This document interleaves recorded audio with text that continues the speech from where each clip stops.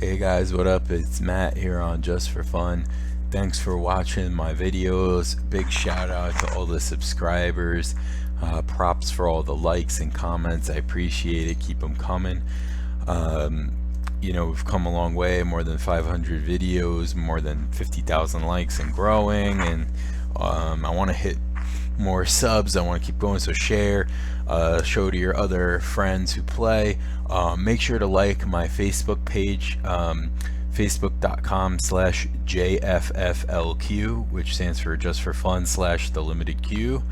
And on there you can submit to me any deck ideas you have, and I might throw them together. So the next two decks I'm recording with are actually submitter ideas. So props first to Limp Nuzzle. I was playing against him on Moto, and we were talking about brews and whatever, and he told me he had a brew that was like featured in an article, and I wanted to check it out. So I checked it out. This was a mill deck that he had in a previous standard format, and he had sort of morphed it here and there, and whatever. So it was pretty interesting deck. I do think that it's really cool. Villainous Wealth is cool. He gives the whole story of how he made the deck, and Frank Lepore featured it in TCG Player. So very cool. Then while I was looking for his deck, I found this deck by Zindlepete, and this is a mono green mill deck for Modern. So I checked this out. This list is insane. I immediately liked it. I wanted to mess with it a little bit. There were some cards in here that I didn't think make sense, and some things I thought the deck was missing. And so I tweaked it a little bit, and we ended up with this massive pile of ridiculousness. So here's how the deck works. Basically, it's a mono green deck with only 20 forests. Our mana engine, let's take a moment to talk about mana engines, right?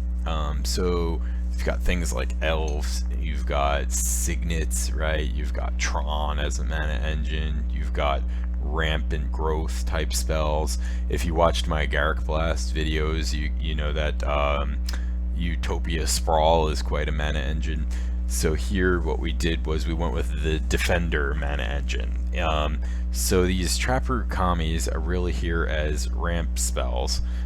They do block, they got butt for days, but really this is here to enable Axebane Guardian and Overgrown Battlement. So these two cards can tap for just jabundo amounts of mana. So that's something to consider when building a deck. Is it's a nice mana engine, and defenders lend well to a strategy where you're not attacking like this one, like mill, right? So it just so happened I liked that aspect of the deck.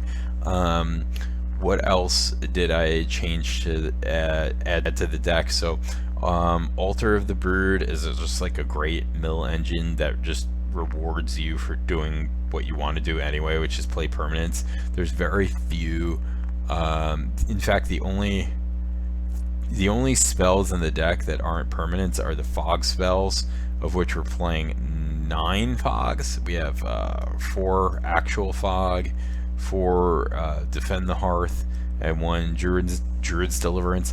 I didn't even bother, this is how lazy I am, I'm sorry about this, I didn't even bother doing like a gatherer search to find like the best fogs available. So I don't even know if there's any other 1 mana ones. I don't think there are, but I could be wrong. And I just went with some 2 mana ones that I happen to have in my collection already. And so you'll notice that there's very few non-permanents in the deck, so Genesis Wave tends to hit for whatever X is for the most part. I mean, or X minus 1 or 2 or whatever if you get really unlucky. So this card is just gas. This is like, if you can land this, you're probably gonna win if it's for, say, 6 or more. And if you're landing it with Altar of the Brood out, well, I don't want to spoil it, but watch the videos and you'll see what happens there.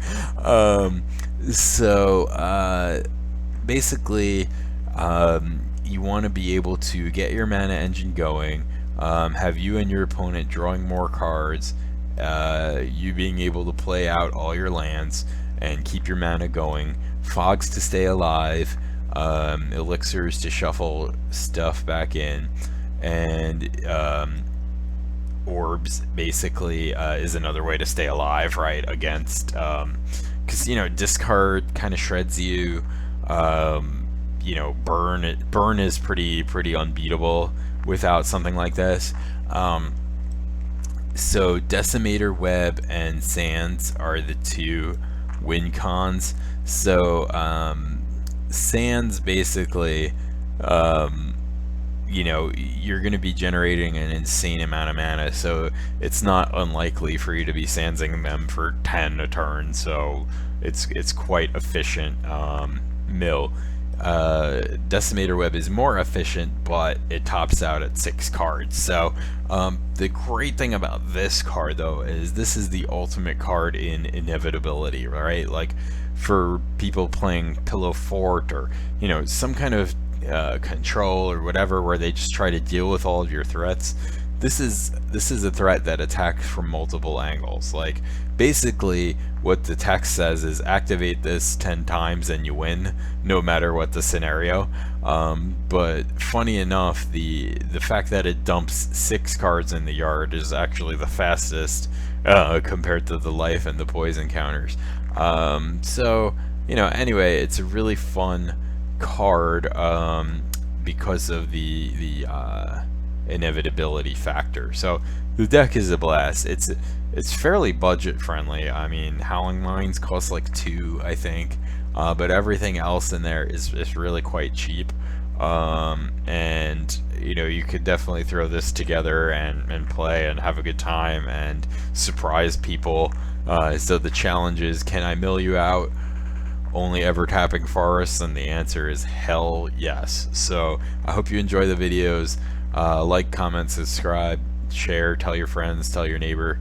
Enjoy life, and be merry. Peace.